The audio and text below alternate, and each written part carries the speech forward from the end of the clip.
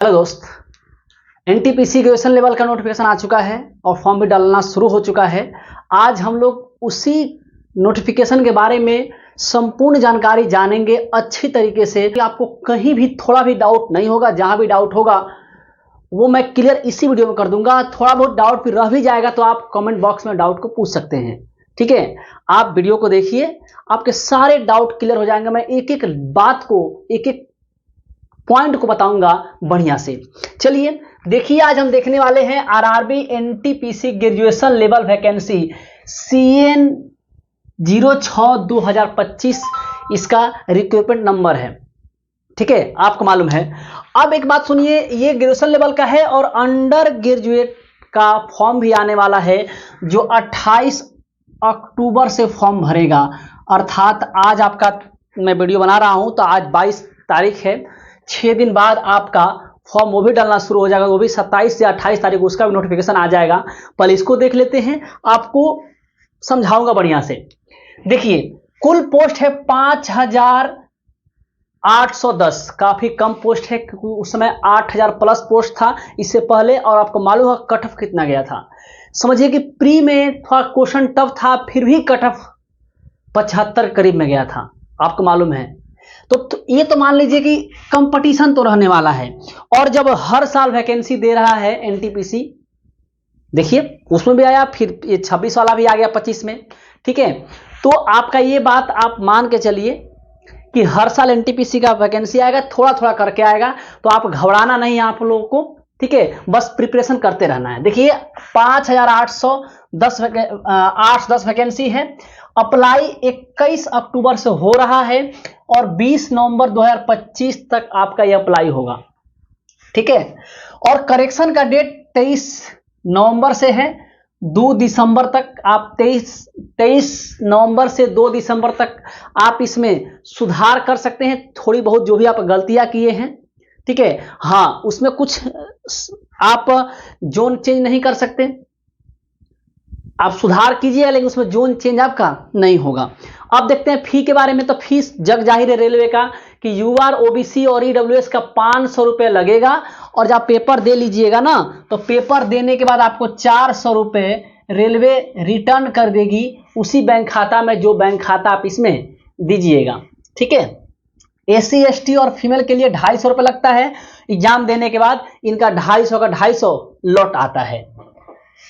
As limit age on 1/1/2026। इस age limit को ध्यान से देखना है। एज लिमिट कहां तक लिया गया है? 1/1/2026। अर्थात आपका अगर 1 जनवरी 2026 तक अगर आपका 18 साल पूरा हो जा रहा है, क्योंकि इसका एज है 18 से 33 ईयर। ठीक है, ओबीसी के लिए 3 साल छूट मिलता है और एससी एसटी के लिए 5 साल का छूट मिलता है। अगर आपका 1 जनवरी 2026 तक 18 साल पूरा हो जाएगा 1 तारीख तक, तो आप इस फॉर्म को भर सकते हैं। अगर आपका डेट ऑफ बर्थ 2/1/2026 हो गया, तो देखिए 1 तारीख के बाद हो गया ना, तो आप फॉर्म को नहीं भरिएगा। यानी आने वाले 2026 में 1 जनवरी तक आपका 18 साल एज पूरा हो जाना चाहिए। और भी कुछ क्राइटेरिया है एज का, उसे देखते हैं। देखिए दोस्त, यहां हम देखते हैं एज लिमिट के बारे में। आपको मालूम होगा कि आपको 1/1/2026 तक 18 साल पूरे हो जाना चाहिए और 18 से 33 वर्ष एज है। अब मैं थोड़ा सा तनी एज क्राइटेरिया के बारे में अच्छे समझा रहा हूं। देखिए, ये तो क्लियर है ना आपको ना। अब देखिए 1/1/2008 के बाद जो भी बच्चे जन्म लिए हैं, अर्थात जिनका भी जन्म तिथि 1/1/2008 के बाद का है, वो फॉर्म नहीं भरेंगे। ठीक है, कंफर्म यहां तक। 1/1/2008 तक के बच्चे जिनका डेट ऑफ बर्थ 1/1/2008 है, वो तो फॉर्म भर देंगे। लेकिन अगर मान लीजिए किसी का जन्म डेट है 2/1/2008, ये फॉर्म नहीं भरें क्योंकि इनका 18 साल पूरा नहीं होगा। ठीक है, क्राइटेरिया लिया जा रहा है 1993 से। देखिए 2/1/1993 से लेकर के 1/1/2008 के बीच जिनका डेट ऑफ बर्थ है वही इस फॉर्म को भरेंगे। आपको मालूम होगा कि यूआर और ईडब्ल्यूएस के 1993 है। 3 साल ओबीसी का छूट है, अर्थात ओबीसी वाले 2/1/1990 से लेकर के 1/1/2008 तक के बीच जिनका डेट है बर्थ है वो फॉर्म डालेंगे। वैसे एससी एसटी के 5 साल छूट है, तो 93 में से 5 आप घटा लीजिए, तो 2/1/1988 से लेकर के 1/1/2008 सॉरी 2/1/1988 से लेकर के 1/1/2008 तक जिनका डेट ऑफ बर्थ है वह फॉर्म भरिएगा। समझ गए आप कि 1/1/2008 क्यों दिया है? इसके जिसका डेट ऑफ बर्थ इससे ऊपर होगा वो फॉर्म नहीं डाल पाएंगे। हाँ, आपका 18 साल एज, अभी जो वर्तमान आप हैं 18 साल एज आपका 1/1/2026 तक पूरा हो जाना चाहिए। आई होप आप समझ गए होंगे। चलिए अब देख लिए, आपको बढ़िया से समझ में आ चुका है कि ईडब्ल्यूएस का जो लड़का है कब से कब फॉर्म भर सकता है, उसका एज कितना रहेगा, तो क्या कर सकता है। अब आते हैं आगे क्वालिफिकेशन पर। तो दोस्त देखिए, क्वालिफिकेशन इसका मात्र ग्रेजुएट है। इसमें कुल मिला के 6 पोस्ट हैं, आपको ये दिख रहे हैं। मैं अच्छी तरीके से सब चीज समझाऊंगा, कहीं आपको डाउट नहीं छोड़ूंगा। बस चैनल पर नए हैं तो चैनल को सब्सक्राइब कर लीजिएगा, ताकि अगला वीडियो मैं डालूं तो आपको ये वीडियो का नोटिफिकेशन आपके पास चला जाए। देखिए, क्वालिफिकेशन ग्रेजुएशन है, साथ में साथ किसी पोस्ट पर टाइपिंग है, किसी पोस्ट पे साइको है, ठीक है। लेकिन क्वालिफिकेशन मात्र आपको चाहिए ग्रेजुएशन, बस, ठीक है। अब देखिए, किसी भी कैटेगरी में चाहिए ग्रेजुएशन। यहाँ एक बात ध्यान रखिएगा, अगर आपका ग्रेजुएशन का फाइनल रिजल्ट नहीं आया है, अर्थात अगर अंतिम ईयर का आपका मार्कशीट नहीं मिला है, तो आप फॉर्म नहीं भर पाइएगा, ठीक है। देखिए लिखा हुआ है, candidate waiting for final result of prescribed education qualification are not eligible to apply. अर्थात एग्जाम के लास्ट डेट तक भी आपका अगर मार्कशीट आ जाता है और आपको मिल जाता है, तो आप फॉर्म को भर पाइएगा। और ध्यान रहेगा क्योंकि उसमें आपका नंबर मिलता है, सर्टिफिकेट नंबर लगता है, ठीक है, आप ध्यान रखिए। अब सिलेक्शन प्रोसेस, इसका सिलेक्शन प्रोसेस क्या है? तो दोस्त इसका कंप्यूटर बेस्ड टेस्ट 2 होगा, कंप्यूटर बेस्ड टेस्ट 1 और कंप्यूटर बेस्ड टेस्ट 2, मतलब सीबीटी 1 और सीबीटी 2 2 पेपर होगा। इसे हम लोग इसको प्री बोल सकते हैं और इसको मेंस बोल सकते हैं। तीसरा पेपर होगा CBAT, computer based aptitude test, अर्थात साइको टेस्ट इसको बोलते हैं हम लोग शॉर्ट में। तो साइको टेस्ट होगा और टाइपिंग होगा। जिस पोस्ट पर साइको होगा उसके लिए साइको टेस्ट होगा, और जिस पोस्ट पे टाइपिंग होगा उस पे टाइपिंग स्किल टेस्ट होगा।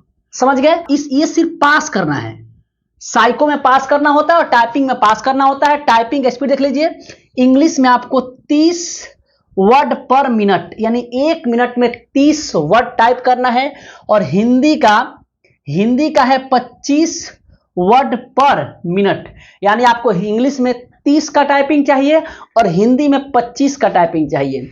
ध्यान रहे, नो बैक स्पेस की, अर्थात जब आप टाइपिंग देने जाइएगा तो बैक स्पेस रेलवे में नहीं रहता है। मैं आपको अभी जानकारी दे दे रहा हूं, ठीक है, और भी जानकारियां दूंगा जैसे जैसे आपका आगे प्रोसेस बढ़ेगा, तो ठीक है। यहां तक समझ में आ चुका है। इसके बाद मेरिट लगता है। मेरिट बनने के बाद आपको डीवी और मेडिकल एक साथ होता है, चौथा प्रोसेस है डीवी मेडिकल का। उसके बाद अंतिम पैनल बनेगा ज्वाइनिंग वाला, ठीक है। ये प्रोसेस है इस चीज का। यहां तक आप समझ गए होंगे, मैं ऐसा उम्मीद करता हूं। अब देखिए सिलेबस, इसका सिलेबस क्या है? तो दोस्त सीबीटी 1 और सीबीटी 2 का सिलेबस अलग अलग है। देखिए, सीबीटी 1 में 100 क्वेश्चन रहेंगे और 100 मार्क्स के रहेंगे, एक क्वेश्चन 1 मार्क्स का रहेगा, ठीक है। रीजनिंग आपका 30 नंबर का, मैथ 30 नंबर का, 30 क्वेश्चन रहेगा। रीजनिंग में 30 क्वेश्चन 30 नंबर का, मैथ 30 क्वेश्चन 30 नंबर का, जीके जीएस और करेंट, ठीक है, जीके जीएस और करंट मिला के 40 नंबर का रहेगा। और आपको मालूम है कि इसमें जीके का बहुत, जीएस तो ना के बराबर, जीएस तो समझिए कि 4 से 5 पूछता है, जीएस 4 से 5 पूछता है, और करंट अफेयर्स अब डेटा बढ़ चुका है सर, 8 से 10 पूछता है।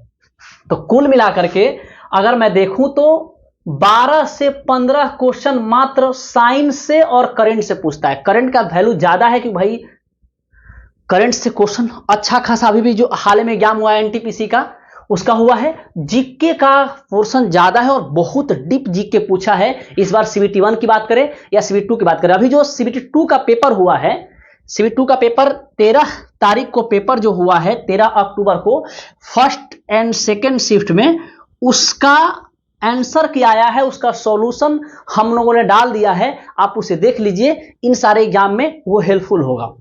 ठीक है, यहां तक आप समझ गए। अब देखिए सीबीटी 1 टेस्ट में आप समझ गए कि ये जीके का बहुत ज्यादा रोल है। मैथ और रीजनिंग हम बना ही लेते हैं, जीके का रोल है और करंट का रोल है। साइंस आप पढ़ो या ना पढ़ो इसमें काम चल जाता है, क्योंकि साइंस थोड़ा 4 से 5 क्वेश्चन पूछता है हार्डली, मतलब मैक्सिमम 4 से 5 क्वेश्चन पूछता है। ठीक है, समझ गए। आपका टाइमिंग 90 मिनट का रहेगा और निगेटिव 1/3 है, यानी एक क्वेश्चन पर पॉइंट 3 नंबर कटेंगे। यहां समझ आ गया। सीबीटी 2 में देखिए, सीबीटी 2 में 120 क्वेश्चन रहेगा, 120 मार्क्स का रहेगा, लेकिन टाइमिंग देखिए मात्र 90 मिनट ही रहेगा। यहां टाइमिंग घटा दिया गया है, यहां 100 क्वेश्चन 100 मार्क्स का, टाइमिंग 90 मिनट। यहां 120 क्वेश्चन है, फिर भी क्या है टाइमिंग 90 मिनट। थोड़ा सा इसका क्वेश्चन का लेवल भी इसका अप हो जाता है, इसीलिए ये मेन थोड़ा सा टफ इससे माना जाता है। ठीक है, रीजनिंग देखिए 35 नंबर का, मैथ 35 नंबर का और जीके जीएस करंट कितना 50 नंबर का। वही बात है, जीके बहुत नगण्य पूछता है, 4 से 5 हार्डली पूछता है।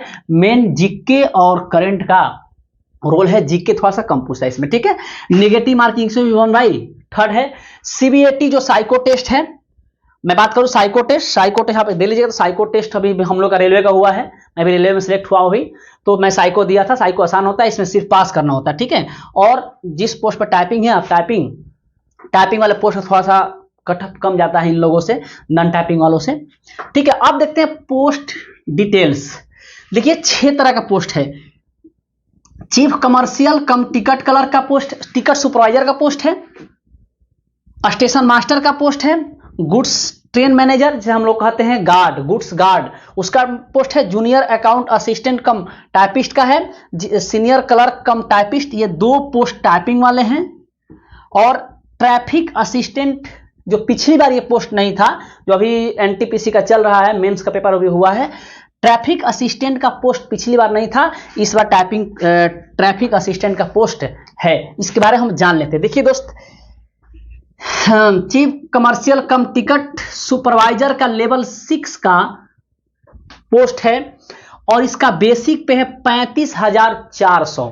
ये नहीं कि इसका 35,000 सैलरी मिलेगा, नहीं, 35,400 से बेसिक पे है। इसमें फिर डीए बढ़ेगा, फिर अलग अलग अलाउंस लग करके इसका सैलरी 70,000 करीब में जाता है, 70,000 प्लस। ठीक है, और टोटल वैकेंसी है 161।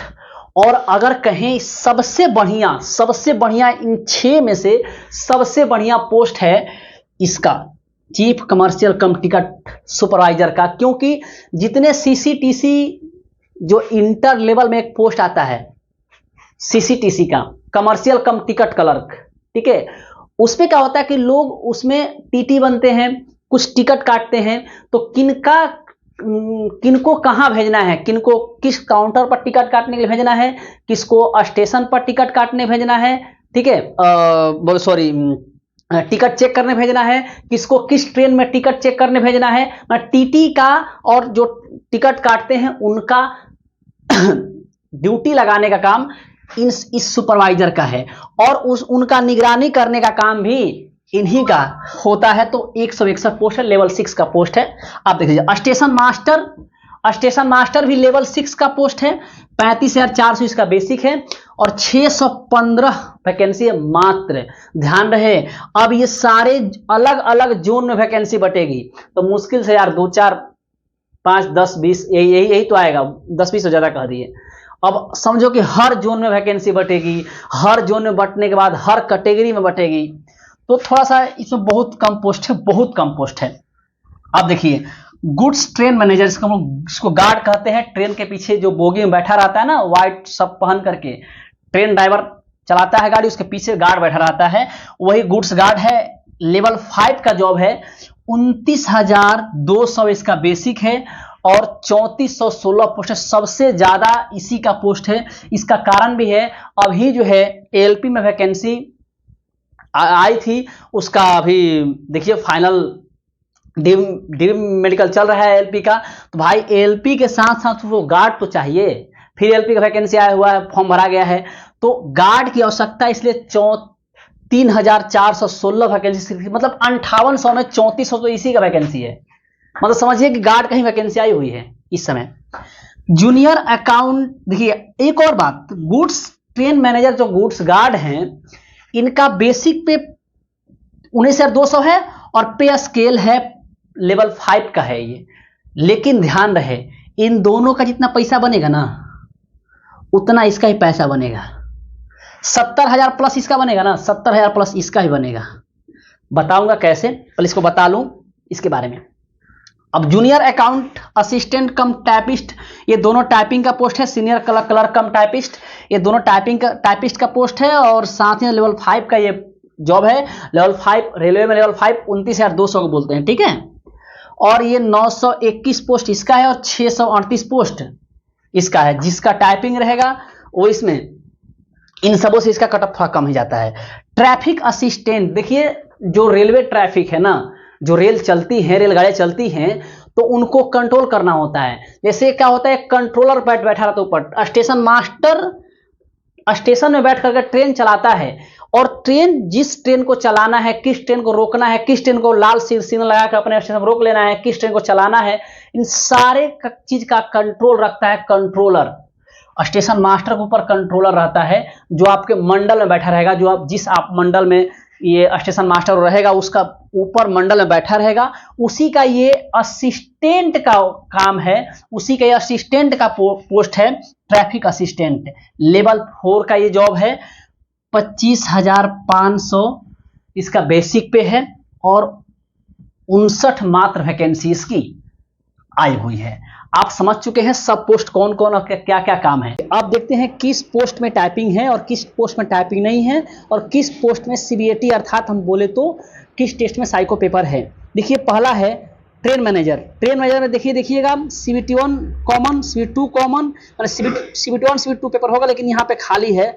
अर्थात आपका स्किल टेस्ट में ना ही तो साइको होगा और ना ही आपका टाइपिंग होगा, ठीक है। कुछ नहीं होगा, बस CBT1 CBT2 होगा, फिर आपका पैनल बन जाएगा, आपका बस काम हो जाएगा।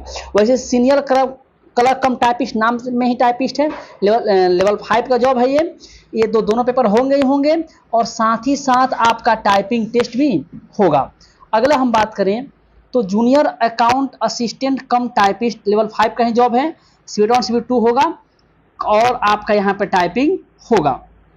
अगला पोस्ट है चीफ कमर्शियल कम टिकट सुपरवाइजर, लेवल 6 का पोस्ट है। देखिए इसमें भी स्टेज 1 और स्टेज 2 CBT एग्जाम होगा 1 और 2, लेकिन यहाँ पे देखिए खाली, अर्थात इसमें कोई भी साइको पेपर या टाइपिंग नहीं होगा। स्टेशन मास्टर में भी देखिए यहाँ CBT1 CBT2 होगा, साथ ही साथ CBAT computer based aptitude test, अर्थात इसका साइको पेपर होगा किसके लिए, स्टेशन मास्टर के लिए। और ट्रैफिक असिस्टेंट, इसके लिए भी अभी आपका साइको का पेपर होगा, क्योंकि इनको ट्रैफिक को संभालना है, तो माइंड टेस्ट के लिए साइको पेपर होता है। तो आपको समझ गए कि बस 2 में साइको पेपर है और आपका 2 में जो टाइपिंग वाला, ये 2 में टाइपिंग है, और चीफ कमर्शियल कम टिकट सुपरवाइजर और ट्रेन मैनेजर में कोई टाइपिंग या फिर कोई भी साइको पेपर नहीं है। इस कारण से आप मान लीजिए कि इनका कट ऑफ तो जाता है, अधिक कट ऑफ जाएगा स्टेशन मास्टर का और इसका चीफ कमर्शियल कम टिकट सुपरवाइजर को, उसके बाद कट ऑफ जाएगा ट्रेन मैनेजर का, ठीक है, समझ गए। देखिए अब मैं इन तीनों की बात करूं, इनमें से बढ़िया कौन है, तो भैया ये तो सबसे बढ़िया है, आप सुपरवाइजर बनिएगा। इन दोनों में स्टेशन मास्टर में और गुड्स ट्रेन मैनेजर में बढ़िया कौन है। देखिए स्टेशन मास्टर जो होगा, एक स्टेशन पर उसकी पोस्टिंग हो जाएगी हर साल, हर 4 साल पर उसका स्टेशन बदलते रहता है। मान लीजिए 4 साल इस स्टेशन पर तो 4 साल अगले स्टेशन पर चला जाएगा, 4 साल अगले पर चला जाएगा, 4 साल वो स्थिर रहता है किसी स्टेशन पर, ठीक है। और उसकी ड्यूटी 8 घंटे की होती है, आदमी ना रहने पर 12 घंटे ड्यूटी होती है और 4 घंटे उसका ओवर टाइम बनता है, ठीक है, स्टेशन मास्टर का। ट्रेन मैनेजर का भी 8 घंटे का ड्यूटी है, लेकिन ये रनिंग स्टाफ के टाइप में आ जाएगा। मतलब इसको ट्रेन लेकर जाना है, ट्रेन लेकर आना है, तो इसका क्या है कि ये जो है हो सकता है कि 24 घंटा भी अपने जो हेड क्वार्टर है, अपना रूम है, वो बाहर रहेगा। इसको तो क्या करना है स्टेशन मास्टर को कि अपना जाना है, 8 घंटे ड्यूटी करना है, ड्यूटी का अपने रूम पे चले आना है। लेकिन इसका एकदम ड्राइवर वाला हाल है, लेकिन ड्राइवर का काम बहुत ज्यादा है। इसको सिर्फ पीछे बैठ करके अपना स्टेशन लिखना है और लाइट दिखाना है, झंडी दिखाना है, बैठे रहना। आप मोबाइल चला सकते हैं, बात कर सकते हैं। इसका तो ये आराम है, हमेशा बैठे रहेगा, कोई ज्यादा वर्कलोड इस पे नहीं है। बस ये ट्रेन लेकर जाएगा आएगा, थोड़ा सा ये अपने हेडक्वार्टर से दूर रहेगा, इसका ये। लेकिन स्टेशन मास्टर में वर्कलोड ज्यादा है। आप 8 घंटे हैं तो 8 घंटे मोबाइल नहीं चला पाइएगा। मतलब फोन तो कर सकते हैं, लेकिन वर्जित है, लेकिन थोड़ा बहुत कर सकते हैं। लेकिन आप 8 घंटे आप स्टेशन में हैं तो आपको इतना काम दे दिया जाता है ना, ठीक है। गाड़ी लेना है, स्टेशन पर भी छोड़ना है, अप से लेना है, गाड़ी डाउन से लेना है। मतलब इसका काम वर्कलोड ज्यादा है, लेकिन इसको रूम पर आने का मिल जाता है। इसका वर्कलोड बहुत कम है इसकी अपेक्षा, लेकिन ये 24 घंटे बाद रूम पे आएगा। और इसका पैसा रनिंग अलाउंस भी बनता है, नाइट भी बनता है, प्लस में जो डीए जुड़ता है ना, डीए इसका 1.5 गुना जुड़ता है। जिससे मान लीजिए कि इसका बेसिक पे है 35,400, ठीक है। स्टेशन मास्टर का बेसिक पे है 35,400, तो 35,400 प्लस इसका डीए, जिसको कहते हैं महंगाई भत्ता, अभी 55% चल रहा है, 55 या 56 चल रहा है, ठीक है। तो इसका 55% इसमें और ऐड होगा। हम अगर 85% मानते हैं तो आप देखिए 17,500 17,700 इसमें और जुटेगा, फिर और भी जुड़ते रहता है। इसका जो डीए जुड़ेगा ना गुड्स गार्ड का, इसका जो डीए जुड़ता है इसमें, तो डीए का 1.5 गुना माने 17,700 और उसका 17,700 के आधा करके और जुड़ेगा। इस कारण से इसका जो गुड्स ट्रेन मैनेजर का बेसिक पे कम होने के बाद भी स्टेशन मास्टर से ज्यादा पैसा बन जाता है। रनिंग अलाउंस भी बनता है, नाइट भी बनता है। इसी कारण से लेवल 2 का जॉब है, एएलपी का लेवल 2 का जॉब है, लेकिन फिर भी नया नया ज्वाइन करने के बाद भी 50+ सैलरी होती है, और 2 साल 3 साल ड्यूटी कर लेने के बाद आपका 70+ सैलरी बन जाती है। किसका? एएलपी का। स्टेशन मास्टर बराबर हो जाता है वो। क्यों? क्योंकि उसका रनिंग अलाउंस बन रहा है, नाइट बन रहा है, प्लस में डीए 1.5 गुना जुट रहा है। इस कारण से गुड्स गार्ड में आपको गाड़ी ले जाना है और लाना है, आराम है, वर्कलोड कम है, पैसा इससे ज्यादा है, स्टेशन मास्टर ज्यादा है। स्टेशन मास्टर में 8 घंटे ड्यूटी के वर्कलोड ज्यादा है, रात भर आप सो नहीं पाइएगा, कुछ नहीं कर पाइएगा, वर्कलोड ज्यादा है, लेकिन आप अपने रूम पे चले आइएगा। सैलरी दोनों के बराबर है, लेवल पे लेवल कम हो भले हो। तो आप डिसाइड कर लीजिएगा कि आपको पहले कौन भरना है। 1 नंबर पर ये भरिएगा। और देखिए रनिंग का ड्यूटी सही नहीं होता है, ठीक है। रनिंग का ड्यूटी घर छोड़ दीजिएगा। मान लीजिए घर पे भी देखना है ना, तो आप स्टेशन मास्टर मेरी तरफ से बढ़िया, थोड़ा सा पैसा कम है, थोड़ा बहुत काम करा ले, लेकिन हमको 24 घंटे घर से बाहर ना रखें। तो आपका स्टेशन मास्टर 2 पे भरना सही है मेरे तरफ से। जिनको पैसा कमाना है, जिनको घर से दूर रहना है, वो अपना ये भर सकते हैं, ठीक है। ये टाइपिंग वाले पोस्ट अंतिम भरिएगा, ठीक है। उसके बाद 3 ये हो गया, 4 नंबर पर ये भरिएगा और 5 नंबर पर ये भरिएगा। अब किस जोन में फॉर्म डालना है और डालिएगा। तो देखिए दोस्त, ऐसा है कि मैं तो यही कहूँगा कि जैसी इसकी स्थिति है, आप देखे हैं एलपी का भी अभी फॉर्म रिजल्ट आया है, टेक्नीशियन का भी रिजल्ट आया है, अभी एनटीपीसी का है। तो ये कहा नहीं जा सकता ना कि इस बोर्ड में फॉर्म ज्यादा है तो यहाँ कट ऑफ कम जाएगा, नहीं। लड़के फॉर्म डाल रहे हैं, उसके आधार पर आप ये मान सकते हैं कि यहाँ कट ऑफ या कम, यहाँ ज्यादा जाएगा, वो लड़के डिसाइड करते हैं। इस कारण से जहां सीट ज्यादा हो, आप जिस कैटेगरी के हैं, अगर आप ओबीसी के हैं तो देखिएगा कि ओबीसी का सीट ज्यादा कहां है, वहां फॉर्म डालिएगा। देखिएगा कि एससी और एसटी का सीट ज्यादा कहां। आप बोर्ड देख के फॉर्म मत भरिएगा, आप सीट देख करके हमारा ओबीसी का सीट कहां ज्यादा है उसके अनुसार फॉर्म भरेंगे हम, ठीक है। एससी एसटी का सीट कहां ज्यादा है। अब बताइए, पटना में जनरल का सीटें नहीं है, ओबीसी का सीटें नहीं है, तो भरना बेकार है ना, कुछ नहीं, वो खाली जाएगा वो। वो आप जब आएगा कट ऑफ तो यूआर का ऐसे करके आएगा, सीटें नहीं है, एससी एसटी का सीट है, ठीक है। समझिए कि किसी किसी बोर्ड में तो सीटें नहीं है, पटना सीटें नहीं है, किसी बोर्ड में 2 1 ऐसे सीट है, ठीक है। तो आप अपने देख लीजिएगा, नोटिफिकेशन हमारे टेलीग्राम चैनल पर डल जाएगा, नीचे टेलीग्राम चैनल का लिंक है, उस पर देख लीजिएगा। और चैनल पर नए हैं तो चैनल को सब्सक्राइब कर लीजिएगा। जहां आपको डाउट रहा होगा वो हमसे आप कमेंट बॉक्स में पूछ सकते हैं। चलिए मिलते हैं नेक्स्ट वीडियो में, थैंक यू।